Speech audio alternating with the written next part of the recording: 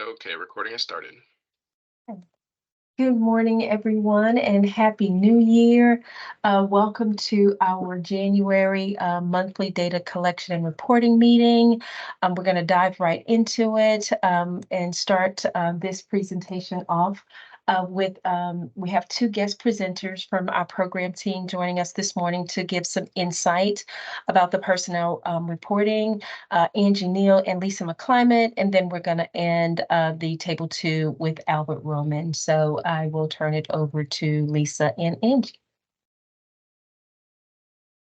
Okay, so really quickly, we wanted to make sure that we provide some clarification about the fully certified versus not fully certified. So in the state of South Carolina, all related service personnel, which you see listed there, they all have to have either a certificate by the South Carolina State Department of Education or a license to practice by the South Carolina Labor License and Regulation Board. So the only one that does not have one of those would be interpreters. All the rest of them have to have a certificate or a license. So as such, the only person that should be have a notation for not fully certified might be your interpreter.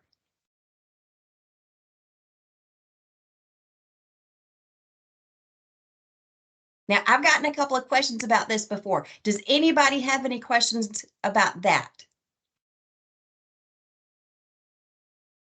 Okay, then I'll move on to the next bullet, which is that many of our related service personnel support both early childhood and school-age students. So for example, a speech language pathologist in an elementary school that school may have a preschool special education program. So or a K4 Head Start program or any variation of that. So that means that you'll have to count or break apart their time according to both. So let's say it's a full-time SLP or full-time school psychologist, but they spend a quarter of their time in preschool. Then you'll have to represent their time as being 1/4 preschool or 0.25 with 0.75 being school age. Lisa, do you have anything to add to that? No, that sounded perfect, Angie. Okay, any questions from anyone that's on here before we move on? Now, Angie, I did remind everyone that they are muted right now for the sake of the recording. So if anyone does have any questions that they want to immediately address, please post them in the chat and we can try to get to them as soon as possible. And Angie, in the chat, you do have, somebody asking to repeat that, Okay. what you just said. Okay, so I'll just do a quick summary. So again, every single related service personnel, with the exception of interpreters, should be counted as fully certified. I'll say that one more time. Every single person, except for maybe interpreters, should be counted as fully certified. Every single one. The second part is as far as allocation of their time. You can have a school psychologist or speech language pathologist or an occupational therapist that is serving both preschool age and school age. So you have to break apart their allocation based on the percentage of time that they spend with each. So what's really important is to make sure that we're really not duplicating or over counting. So let's say we don't have, in the example that I gave with the speech language pathologist who is in a school that has a preschool program, what you don't want to do is say they spend count them once as a school age and once as an early childhood or preschool, because then you're actually reporting two. And so we're trying to make sure we have a very reflective count. So SLP assistants, yes. Angie, one more question before you move on. What about an SLPA in terms of certification? Yes, SLP assistants have to be licensed by the South Carolina Labor License and Review Board. That's what I thought. Yeah. Yep, so they would be fully certified. Same thing for your certified occupational therapy assistants or physical therapy assistants. I don't know if we have many of those, but those would. And to anyone who submitted their table two, if you need to update this on your report, please, please, please feel free to do so. We will extend a 1-week extension to any districts that have not submitted or who needs to resubmit to make sure that their date is correct. All right, any other questions? And if not, you can email me or Lisa or Carolyn anytime. So virtual, that's a great question in the chat. Do we count virtual speech therapists? Yes, because they're still one of your service providers. And really and truly, they're holding a spot for a direct hire, but they still have to be licensed in the state of South Carolina in order to provide virtual services. And that works for all areas. If you have virtual school psychs or other virtual folks, they have to be licensed in the state of South Carolina. They could live in another state, but they have to hold our South Carolina licensure or certification. Somebody asked about contract employees, exact same thing. So if you think about it this way, all of your related service personnel, with the exception of school psychologists and interpreters, they have to have a license to practice, just like your doctors do. So, or your architects or your engineers, they have to have a license to practice. No matter where they work, how they work, all of the settings, what age, all of the above. They all have to have a license to practice. So every single one, whether they're contract, whether they're virtual, whether they're whatever, they all have to have a license. So that means they are fully certified. And school psychologists, they're fully certified, comes through the State Department of Education certificate, correct, Lisa? They can have their LPES through Labor and Licensing Board, but they also have to be certified through the State Department of Ed. They just, somebody and typed in the chat. School psych interns, there is a certification that the State Department provides for interns, and that would be they're fully certified for the position that they're filling. And I do want to add a brief disclaimer in there that if they're volunteering, we do not count them. Only paid and contracted employees are included on the count. Good clarification.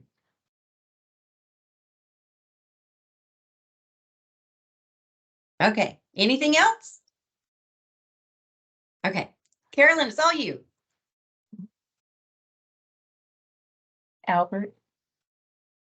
Okay, looks like yeah, this this next is- slide is just a repeat of the example that Angie provided, so I'm going to just go to the next slide. Yes, that's correct.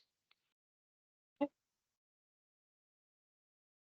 right, so yeah, just as a general overview, what the personnel report is for. The purpose is, of course, to report. It's the report of personnel employed or contracted, just like Angie and Lisa explained, who provide special education and related services for children with disabilities.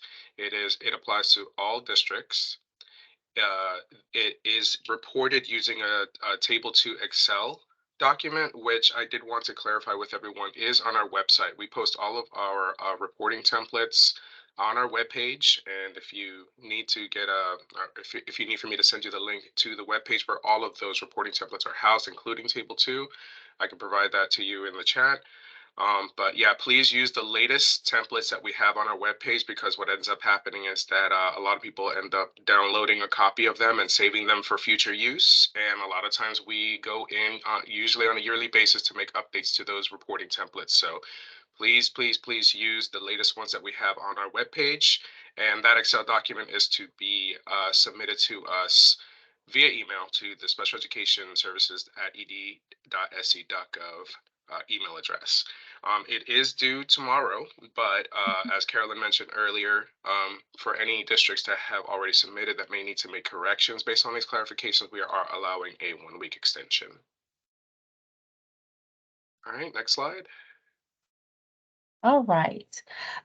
So I did want to take an opportunity to talk about the explanations for year-to-year change versus a slippage. And because we have so many narrative coming in that we are required to report back to OSEP, as you see these requests coming in from our team, I felt it necessary to explain the difference between the two. So with that, and I say that because we have, actually, I posted one in ADT on yesterday for year-to-year change explanation. And remember, there's no right or wrong answers. It is just to help us gauge what's going on in your district so that we can write a narrative for the state and include it in our SPP APR report. And so when you think of, or when you hear year-to-year change, it's going to be reflective of anything that references a table, your child count, personnel, exiting, discipline. Assessment is a table report, although it doesn't necessarily feed or comes from our team per se. We do send the results for indicator 3 in for you, because that data is used on your determination. So we try to send that data to you in the format that you are accustomed to seeing on the OSIS side, not necessarily on the assessment side, but it is a table report. Dispute resolution and your MOE-CEIS report, those are year-to-year change. And when we're referencing a year-to-year change, it is, you have to meet one of 2 criterias. And so the first criteria is an increase or decrease in count of 20 children and 20%. That is one criteria that will require you to provide an explanation of a year-to-year change. And the second criteria that will force you to give or have to give an explanation is a count, a change in 20 count and 0. So if you had 0 the previous year and now you have a count of at least 20 children, that will require you to provide an explanation. So right now in ADT, there is a year-to-year change for your child count, as well as your table 4 exiting report from the 22-23 school year. That data is reported to OSEP as lag data. So it'll help us have the explanation a year in advance. So we're trying to align these reports closer to when you submit to us so that there's not a whole lot of back and forth. Ordinarily, I'd be reaching out to you for information on table 2 year-to-year change, but because of when we requested that information, we have it already, so I don't have to backtrack. The other thing is any of the table information, tables 1 through 8, that information is covered and reported in the indicator format. You'll see those are reported in indicators 1 through 8, 1 through 6. Apologies. So all of your tables information, your 618 tables information is reported in the SPP APR as indicators 1 through 6. Just to give you an example of how that information looks in ADT, like I said, I did add your district's report in ADT on yesterday. I know my email said Monday, but I got an opportunity to get it done sooner rather than later, so I did. And so this is what you should see. So you'll see the 21-22 count, and then the 22-23 count. And then the difference between the two divided by the 21-22 data gives you your percent difference. And an explanation is required because the count difference is at least 20, and the percent is at least greater than or equal to 20%. And so meeting those 2 criteria requires an explanation. So if you open your report and you don't see the word explain in any category or type response here, you have nothing to do. You did a good job. Your data is good to go. That just means that you don't have to report any additional information to us. However, if you do, As I stated, you'll see the 22-23 child count. I'm sorry, the 22-23 exiting report, as well as the 22-23 child count. And that's in ADT right now, and you have until February 9th to get those explanations back to us. If column I is blank, no explanation is needed. You have nothing to do. So I just wanted to make sure that I included that in the presentation for those who may go back and listen to this again. When we're talking about slippage, and slippage is a direct correlation to the indicators or to any indicators. And so the criteria for slippage first is, did you meet the target? Okay, if you met the target, no explanation is required, no explanation is needed. If you did not meet the target, you could potentially have slippage. So from there, you ask the follow-up question. Is the data moving in the target direction, increase or decrease? If the answer is yes, no explanation is needed. Good job, move on to the next. However, if you did not meet the target and the data is not moving in the intended target direction, a slippage explanation is required, okay? And that is an increase or decrease of 10% is our trigger. And we have something that's called a large indicator. So any of those indicators where the percent, it will be at least 10%, those are considered large indicator targets. And so from that perspective, you're looking for a change of at least 10%. For small indicators, those are targets that'll be less than 10%, which is like your dropout or 6C for home. Those are very small. Their percentages are smaller. So that's what would require a change for those numbers. Okay. So I just wanted to provide an explanation when you see the year-to-year change explanation versus the slippage explanation. And previously, I tried to merge the two together so that it would be easier for us, but I think it made it worse because it's just looking for two different things at two different times. So I wanted to provide that clarification to the LEAs. Okay. And just a screenshot example of what it would look like for a slippage explanation. And so once again, when you're talking slippage, did you meet the target?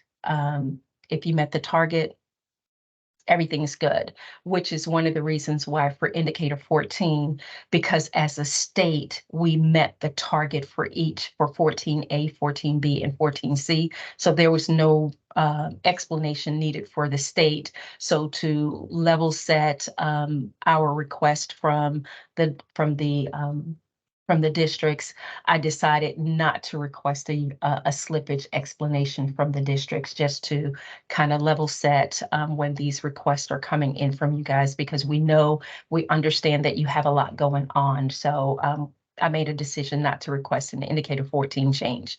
However, we did have to request one for indicator 7, 11, and 12, just because it moves a little differently.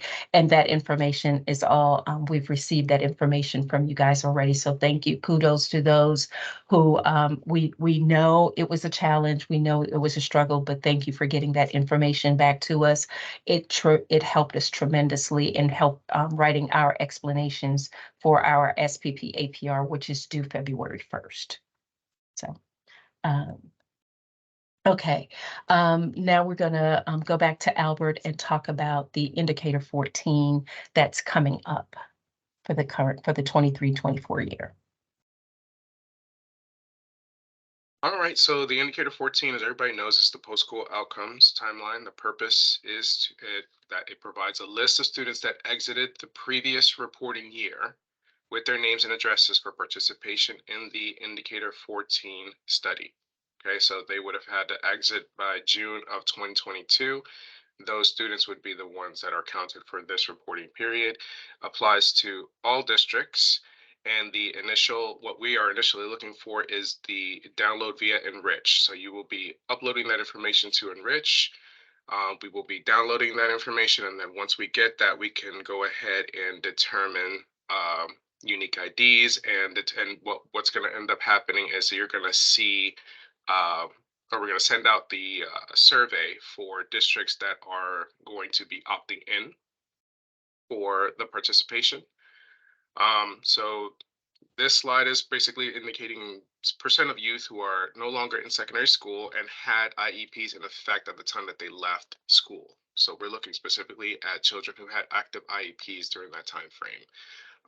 What we're looking for on the survey, or what the survey is actually asking, is whether or not the student was enrolled in higher education within 1 year of leaving high school, whether the student was enrolled in higher education or competitively employed within 1 year of leaving the high school, or the student was enrolled in higher education or in some other post-secondary education or training program, or competitively employed or in some other employment within 1 year of leaving high school. So C is basically a catch-all for the rest of those students. Next slide. All right, so the population of students who have exited during the previous school year to the reporting year of the annual performance report for reasons that include graduating with a South Carolina high school diploma, receiving a South Carolina certificate, reaching maximum age, or dropping out of school at the age of 17 and not returning to school the subsequent year, and that's 17 over. Please note that the C students are not to be included. Now, the South Carolina certificate would be the South Carolina high school credential. Is that correct, Carolyn? That is correct, Albert, but it does include, there are some districts that have like a district certificate as well. Right. But in their exiting report, when they're exiting those students, I believe there's a distinction in there for students who receive a South Carolina, the credential as versus the district credential. However, they're both reported to OSEP as receiving certificate. But when we're working on data for the credentials, we only use those that are coded with receiving a state credential. Okay, thank you so much for that clarification. All right, next slide, please. Okay, so these are just some suggestions of what you can do, and this is specifically for districts that choose to opt in. Some of the methods that districts kind of effectively outreach to their students is through flyers, through social media blasts, or through postcards.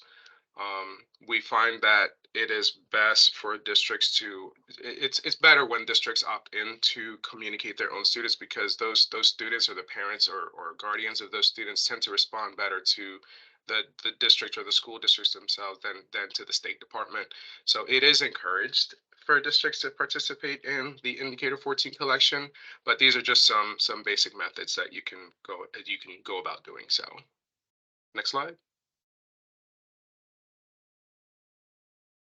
Okay, so this is the link to the Indicator 14 district participation survey. So I know that you can't click it here on this presentation, but we can provide this link to you guys via the chat. So I will go ahead and put that in the chat here for you guys. But this is the initial participation survey. This is separate from you actually submitting your your data via Enrich. And I do want to clarify, there's a question in the chat. The Indicator 14, yes, well, maybe it shouldn't say June 22, should say June 23.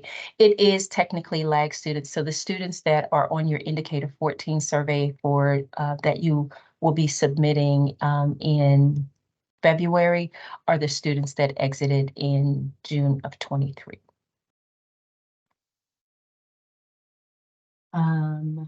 There's another. So the submission that for the Indicator 14 report is technically, it's a enriched submission with your demographics information. And then from there, once you submit, as Albert indicated, we'll go through, clean the data, and assign each student a survey code. And for those districts who do opt to do the opt-in survey to get the additional bonus points, will get the survey code list from us so that you can start making those calls to those students. Yes, we will assign a unique ID for each student within your district. So we will, for those districts that choose to opt in, we will generate those IDs. We'll send those IDs out to the district so that you guys can go in and fill out the survey for your students using those unique identifiers, using those unique IDs for the survey. And Albert, if you would put that opt-in survey link in the chat so Yes, that yes, those I will. districts that want to go ahead and complete it now, that they can. Sure. All Thank right, you. next, Okay. next slide. I think that And was it so for my part. next, yes, so next we're going to talk about the systemic verification checks, formerly known as data quality checks. And I think we had a different name last year, but now they're known as systemic verification checks for indicators 7, 11, and 12. And so I'm going to hijack this portion just a little bit. We strongly, strongly recommend and encourage all districts to participate in these systemic verification checks. One, because we are transitioning systems, and two, it will give us an insight to any issues that may potentially exist out there within the system, and that gives us an opportunity to get it correct sooner rather than later. So I know on the Enriched Knowledge call, they also was asking or encouraging or recommending districts to participate in the systemic verification check.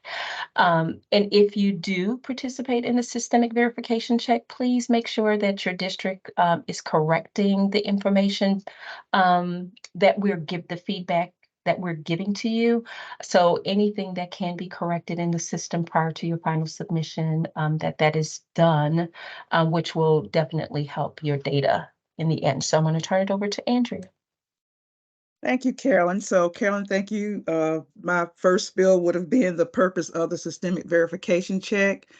And she just said it to address potential issues prior to the final submission of the data. So what we're going to look at now is just some trending issues that we find with indicator 7 when you're submitting. We're looking at missing entry and exit dates, where you have an entry but no exit rating. You have an exit but no entry ratings. And then students entering kindergarten, there's no entry or exit rating, and we need that in order to complete the report, and missing student ID numbers. Next slide. So to successfully process data for indicator 7, you need 3 pieces of information, and that's going to be a rating of 1 through 7 for the entry in all 3 outcomes, a rating of 1 through 7 at exit in all 3 outcomes, and then a yes or no to the progress question about whether the child gained any new skills or behaviors in the 3 outcome areas. So what we're going to do is take a quick look at a few visuals of errors that you most often see in your data quality checks in indicator 7. So, and also there is a tool on the ECTA website. If you can see that at the bottom of the slide, I can also put that in the chat at the end of my portion of the presentation so that you can go in and use this tool. But it's just where you can put in a combination of your entry scores to see, if that would present an error. So on the first one that you see where the entry coast is missing, which would result in an impossible category rating. So that means that combination could not possibly occur. So you'd have to go in and change that because you don't have anything there to give a rating of yes. There's a blank in the entry, so there's no way that you could have a yes progress because the system can't read that you had an entry. Another common error that I think I just discussed previously was the progress, where you have the entry and exit outcomes, but you failed to put a yes or no for the progress question.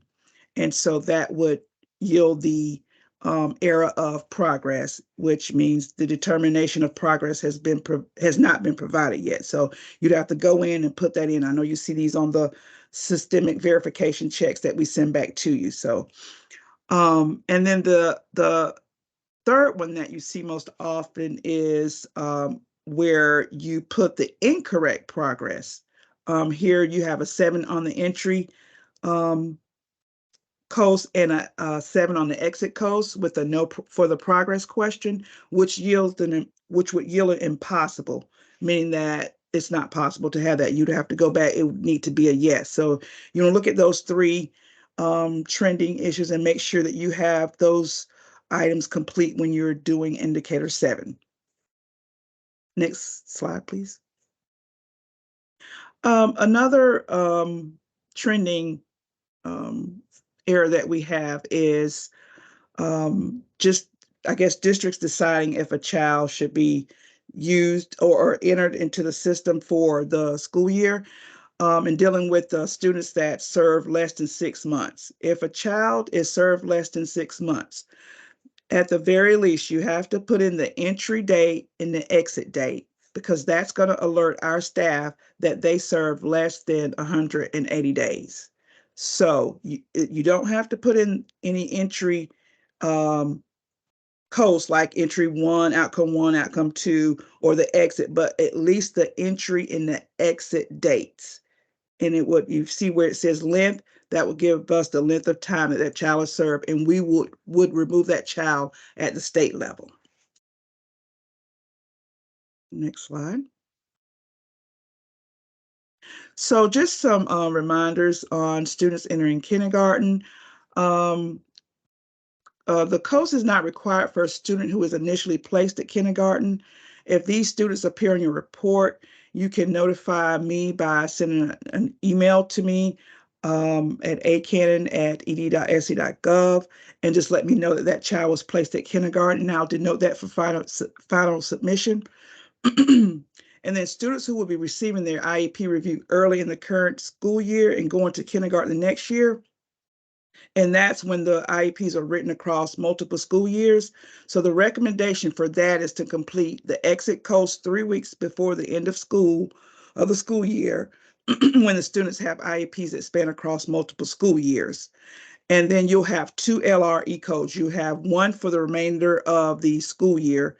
For example, if you actually did the IEP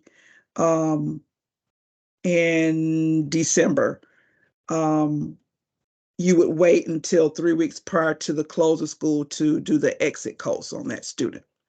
And then the LRE code would be for the current school year. You would have, for example, they would be in a preschool setting, but for the upcoming school year going into kindergarten, they would have the school age LRE code. The next slide. And before we move from that, I do want to remind districts that when you have these students that span across multiple school years, for that second LRE code, when it's applicable, that second LRE code must be the first day of school for the year in which the student is entering kindergarten. So even if you did that the course you were writing the IEP in December, that second LRE code would have a start date of August for the next school year. So. Thank you, Carolyn. Okay, next slide.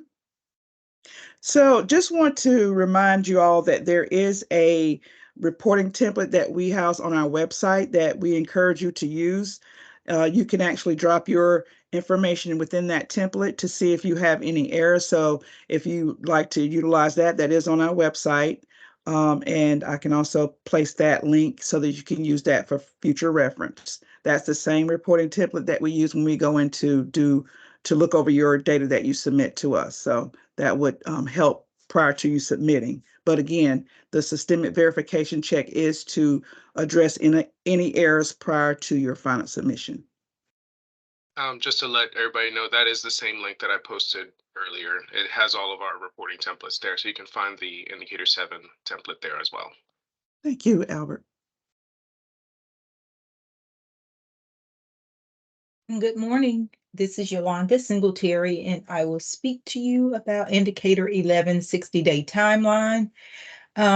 The 60-day timeline is used for, remember, the initial evaluation starts when you receive the parental consent from the parent and ends when the verification of all the information has been gathered. which is the evaluation complete date. It stops the 60-day timeline. To reiterate the valid reasons for delay, the parental delay when the parent repeatedly fails to produce the child for an evaluation, and is it applicable in virtual settings only? Otherwise, the child is there at school and you should be able to complete your evaluation while the child is there. And if a child transfers during the evaluation and the new LEA and parent agree to extend the evaluation process. Things to do when the timeline has been exceeded: to provide a detailed explanation explaining why the evaluation is overdue. Please remember to include dates and contact attempts that you tried to reach the parent or guardian. Select the proper outcome reason and code for overdue evaluations. And please, please, please remember to not include the students' names in the comments. These are the codes that we will be using when we report our data to OSEP. The C is when you have the evaluation completed timely. P is when the student may have died during the 60-day timeline. The T is for transfer students. D for the parental delays or any types of delays that you have selected for either the student exited or a parent being non-responsive. And the OL, you will see when the timeline has not been met. And we require comments so that we can report to OSEP the reasons why the evaluations are not completed timely. Thank you for that, Yolanda. I do want to remind districts that for this reporting year within the Enrich system, they're supposed to, we were told that the logic was updated. And so indicator 11 should be now linked to the evaluation complete for the 60-day timeline versus the eligibility determination. So that logic change should be updated in the system, but that would definitely be something to double check because previously it was based on the eligibility determination versus the evaluation complete, which is the legal requirement for the 60-day timeline. And as far as children who are not school age, I do pay attention to the age as far as the parental delay. If the child is not in that school setting, then of course we consider that as a parental delay based on your comments. So if we do not have comments there stating that the parent did not bring that child, and I'm speaking like 3 and 4 year olds, then it will receive a penalty until we have those comments. I think there's a question in the chat that says BabyNet children fall under indicator 11 as well. They're not in school. What about the children who are homeschooled? Is that what you were referencing? I was Yolanda? referencing that. And then of course for the homeschool, I guess it'll be coded that it's like a private school student, correct? How would I think that would be that for Mr. Carter, but I'm thinking that the BabyNet children definitely would be on for 12 for sure. And the ones that do qualify do appear on 11 as well. So we definitely have to look at those students' age to make sure that they're age appropriate before we report them.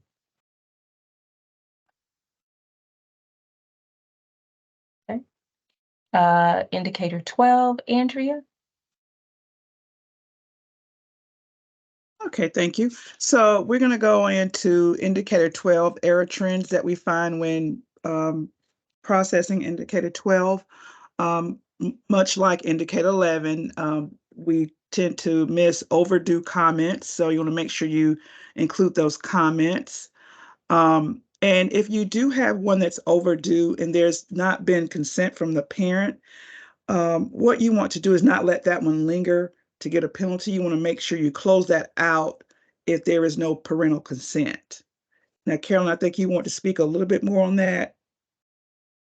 I think you stated you want to say a little something extra about that. Oh, yes, for the consents, and I understand that you don't, as a district, you don't want to close it out because you're waiting for the parents to give consent. But I think it is also important that you remember that this is a compliance indicator, right? And so do you leave the evaluation open waiting on the consent, or do you close it out and get the on-time credit based on the parental delay and then reopen using new information? It's fine if the student is reported, if you start the process again, but using current information. And I believe that is allowable based on guidance and communication that we've received from our program team. I would encourage districts to really look at closing out those evaluations versus letting them linger past the 60-day time or past the timeline, if you will, whether it be for indicator 11 or 12, go ahead and close those out instead of just getting the overdue ding and having to do the corrections of noncompliance and receiving the findings letters for those indicators. I was that it, Andrea? Yeah, that was it. You just wanted to make comments on that one, I think, unless you had more. Okay, and then the next overdue item, which would be summer birthdays. We look at those. If you have one that's overdue due to summer birthdays, you will receive on-time credit if the meeting date and the IEP start date are before the child's third birthday. And that's the only way that you would be able to receive on-time credit. So. And I want to say the child's, the IEP start date won't necessarily be before the child's third birthday, but the IEP meeting date needs to happen before the child's third birthday in order to receive that summer birthday credit. So if you hold the meeting after the child's third birthday, we can't really do much for you, but what we look for is an IEP meeting date before the third birthday with an IEP start date for the first day of school, and we do honor that as a no penalty. Okay, next slide. So for indicator 12, these are the valid codes that we'll be using for the transition C to B. Don't think that anything has changed. If I'm not mistaken, Carolyn, these are the same codes that we used, valid codes that we used for last year. Those are the valid codes. Now, what districts will see or should see for indicators 11 and 12, we did streamline those codes to coincide with the codes, the federal codes. So your outcome codes should streamline to the A, B, C, D, E, F, O, L, and the Ps. We got rid of some of those miscellaneous comments or codes within the system that we were previously using. So we did a lot of work for the outcome codes, the final valid outcome codes in indicators 11 and 12. So if you hadn't seen it, once again, this is another reason why we're encouraging you to participate in that systemic verification check so that you'll have some insight to how the reports look versus previous years. And just to also denote on the OL valid code, the not met by third birthday, LEA failure to meet timeline, just keep in mind that that would require detailed comments. So don't forget to include those comments on that particular code.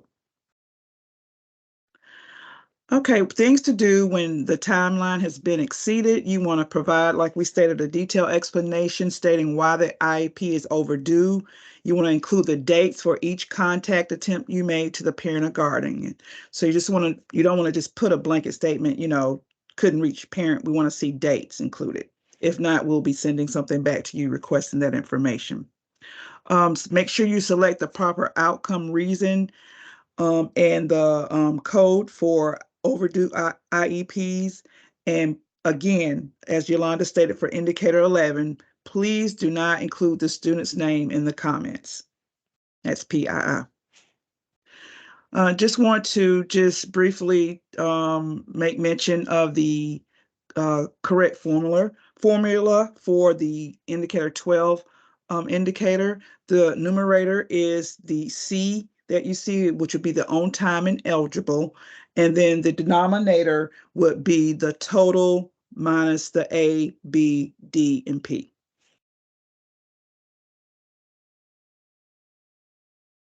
Carolyn? And it's back on me. Okay, so we did want to talk about some considerations or things to keep in mind as we start the downward descend to transitioning systems. So as it pertains to the SUNS ID number, we got the final extraction from the enriched system.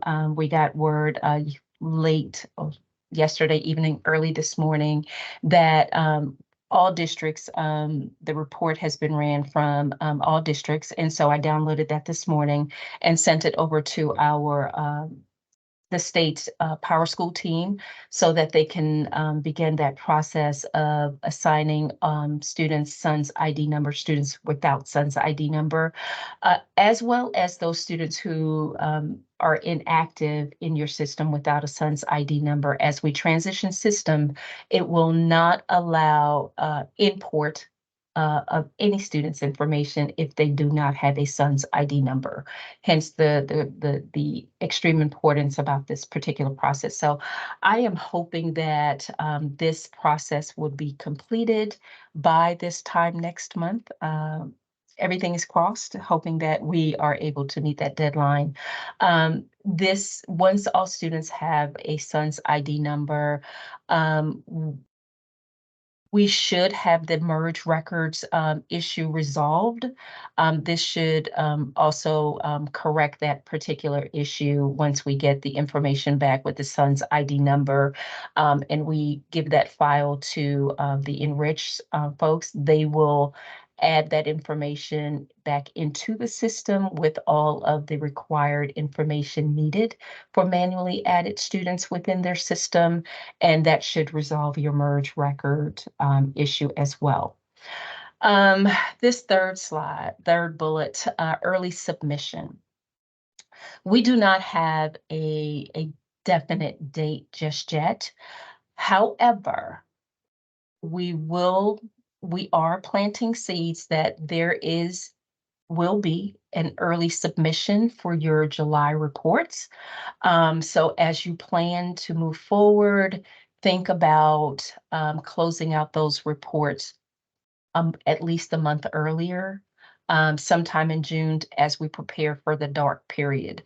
We know that there's a dark period coming. We do not have a definite date just yet, but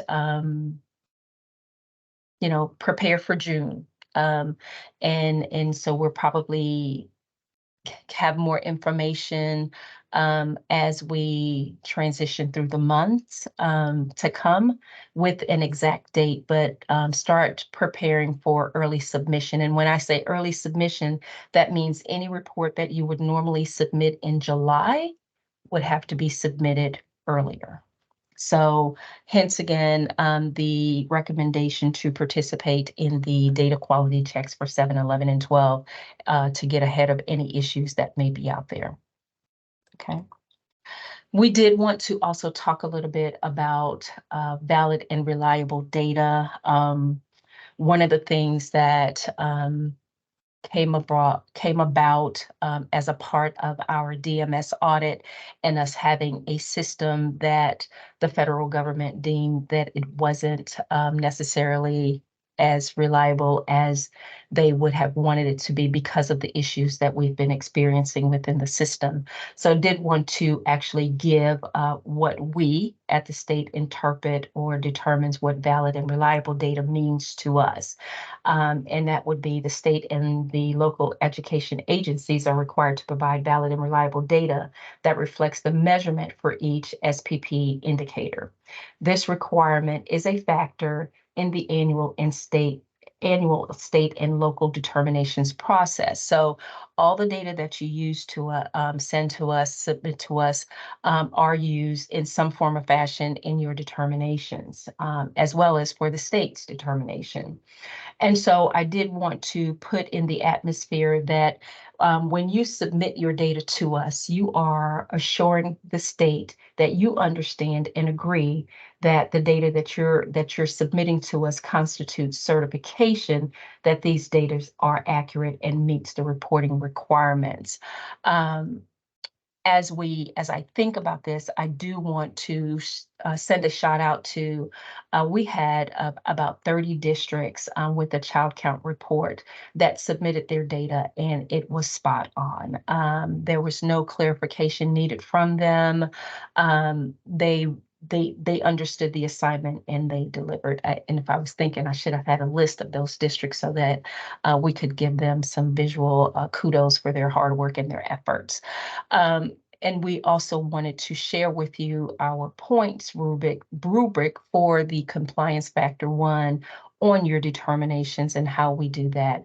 So there's a total of 10 reports that you submit to us that factors into this. And so this is the criteria that we use to determine who gets the 2 points or the 1 point. And these are weighted. You submit on time with no errors or no corrections, you get the 5 points. If it's on time, but you have some errors that needs to be corrected through clarification, you get 4 points. If you're late with no errors or no corrections, then you get 3. If you're late with errors and corrections, you get 2. And this was out for discussion, but because I'm just a marshmallow, right? If you have corrections and those corrections or clarifications are not made by the deadline, you get the 1 point. And if you're just totally unresponsive to our emails and our requests, then you get absolutely nothing. So we did want to share this with you guys as we move forward. Our next monthly meeting, and I will send an updated invitation for February. Our next meeting we had to change the date to February 22nd. Instead of, I believe it was February 15th. And this is to allow Aveen Coleman to come and talk about the incident management reporting. We do want to provide as much information as possible about that report and that world, since we will be using her final report to create the Table 5 report, so districts no longer have to submit that information to us. And so that training will be February 22nd from 10 a.m. to 12 p.m. using the same link. We're just moving the date. Our systemic verification check, February 16th would be the submission for that. And then we'll have the final one in April. And I also wanted to include our team's meeting information. So whenever in doubt, the link should be the same for all of our monthly meetings, regardless of the date. So questions, and I see there have been some questions coming in the chat. Yeah, Carolyn, if you want to go through the questions in the chat before I stop the recording and open up the floor, then we can do that. You can go ahead and open up the floor just in case. Okay. Let's see. To Nikki, I know that they created a new platform for the reports. Let me find out which steps, which reports you guys should actually be collecting from. I do want to also let districts know that Enrich has a knowledge group meeting this afternoon at 1 p.m. where they're kind of covering some information about their system. So 1 o'clock this afternoon, there's an Enrich knowledge group meeting where you could talk to them about issues or questions that you have about their system. And Nikki, that might be a good question to pose to them, but I will definitely get some information as to which report you should be using or collecting from within your system. I see the question out there about closing in May.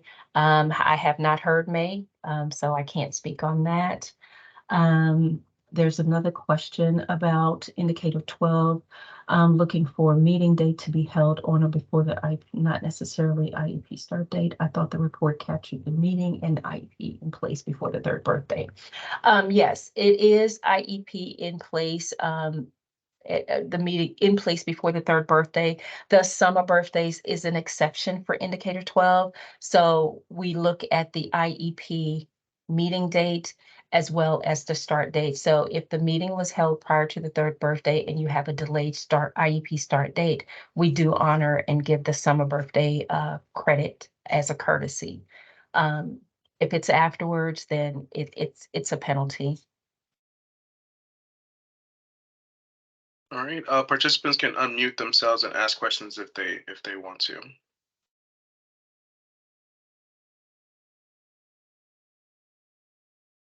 There's a question in the chat about the transition of systems. We have Katie Heiss, who is working with the new vendor, and they're sending information about the transition and training. That information is being communicated directly to your director as far as the training plan and different things like that.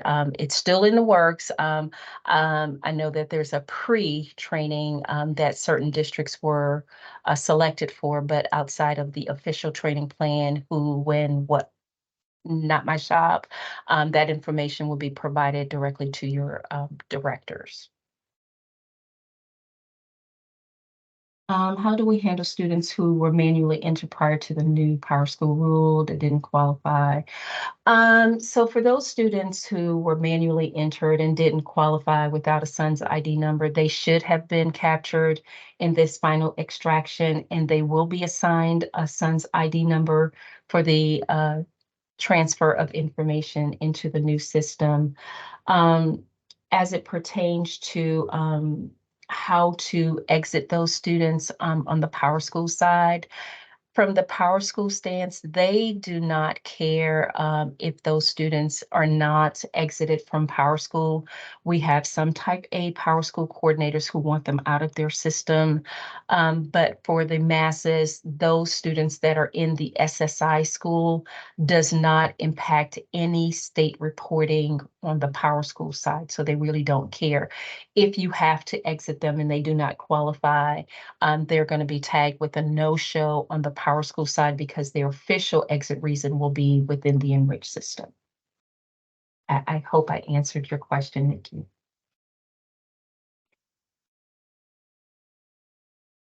Yes, I will send the information for the February meeting. Like I said, I'm just going to change the date from the 15th of February to the 22nd of February. The call-in information will be identical to what you used for this morning's meeting. Feel free to share that information with anybody who may want to join. Information is power.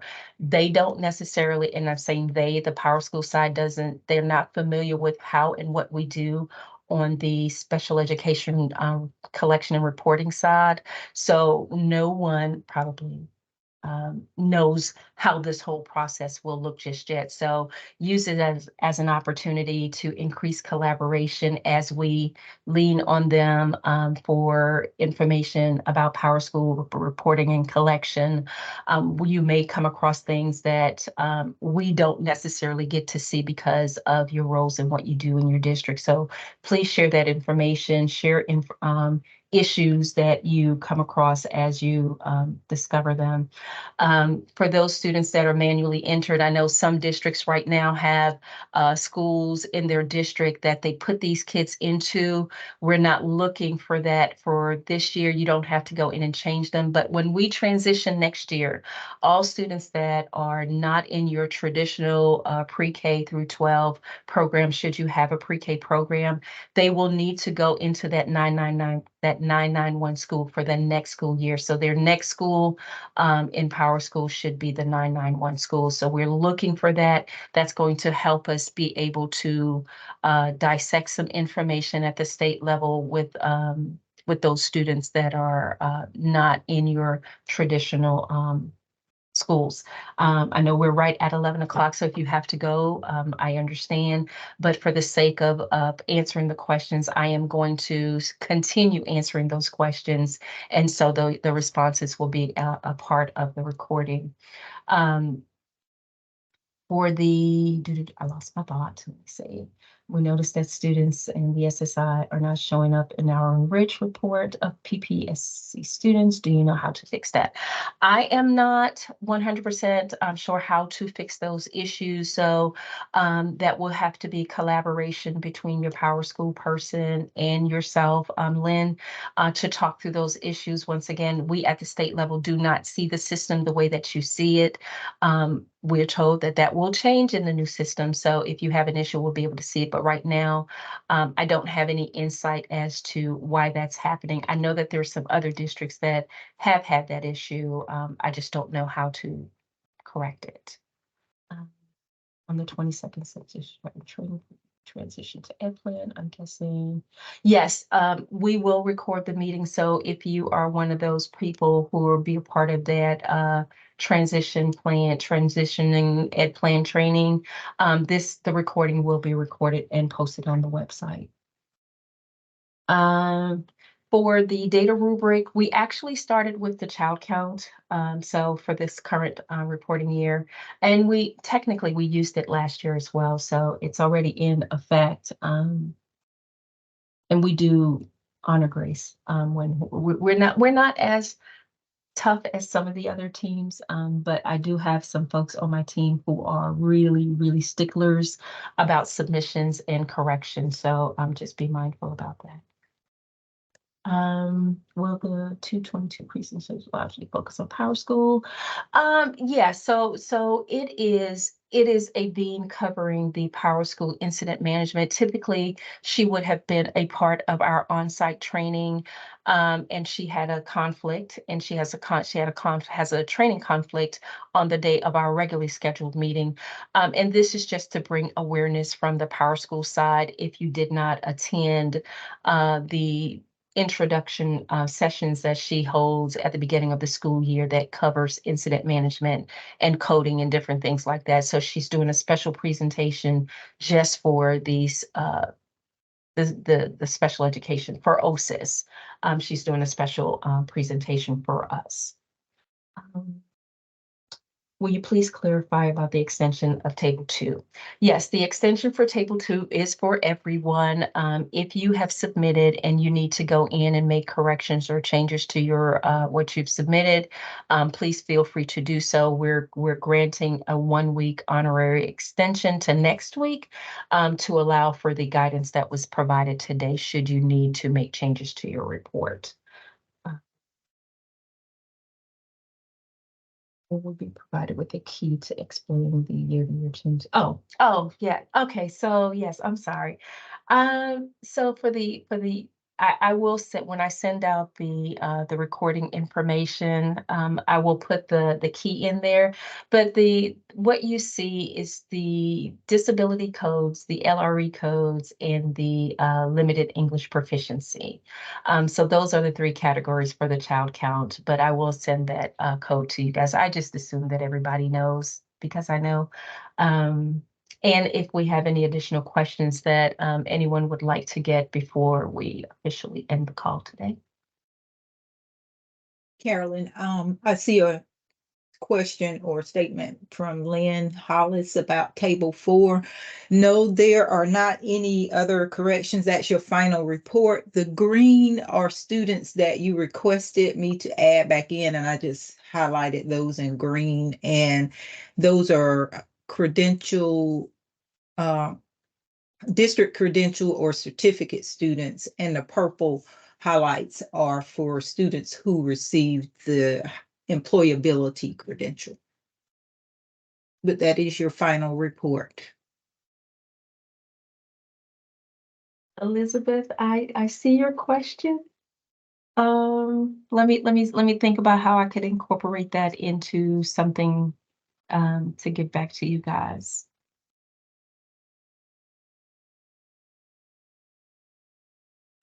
Did I speak on the 991 school students being merged or not merged at this time? So currently we are still on pause with the merge. Once we get the file back with these student son's ID number, I know that there are some actions that has to happen on the Power School side. I do not have a definite timeline as to when the Power School folks will be done with their portion of it. But once they're done, they're going to send that file back to me with the son's ID number. I will in turn share that file with the enriched team. And then from there, once they do what they do on their side of the world and work their magic, the merge record, the duplicates, and that should go away, and that should be the permanent fix to that merge record or duplicate issue that you're experiencing within your district. I think there's a question about the pink highlight for table 4, Yolanda. I'm not aware of a pink highlight. Usually pink is a duplicate student. So I am looking at that. And I'll get back with you, Melissa. Eric, I'm not sure what you mean when you say provide more accurate information to district. Do you want to come off mute and talk about that? We are finding in our district that when we get students from Child Find, that we may just get a first name, a last name, possibly the birth date and the parent's name. And a lot of times, if those students end up enrolling in our schools, the schools themselves require the information off of the birth certificate, which then if the first child that's done from Child Find does not have a middle name, it may not combine the two to make them the same student. Gotcha. And so if we just get just the bare minimum from Child Find, it makes it very difficult to make it a one-to-one relationship. So I do understand where you're coming from with that. We have requested, and I know at least for the BabyNet side of things, and we do have an agency sharing agreement with some of those agencies that sees children early on. I know we have partnered with some to where they get a son's ID number prior to coming to you, so that son's ID number should follow them. However, when it comes to basic demographic information, that's where the lines are very, very blurry. I would say to you as a district, have a process in place so that you can get the information that you need from the families. And probably streamline it, since we're adding it into Power School, streamline it with your Power School requirements so that there's not a whole lot of back and forth, and just don't rely solely on what they give to you. We do serve different masters, so some of what we are required to report, they may not, and so they're not as willing to share that information. And if it's something that you as a district needs for reporting purposes, I would lean towards having a process in place so that the family is providing you with the district with all of the required information that is needed.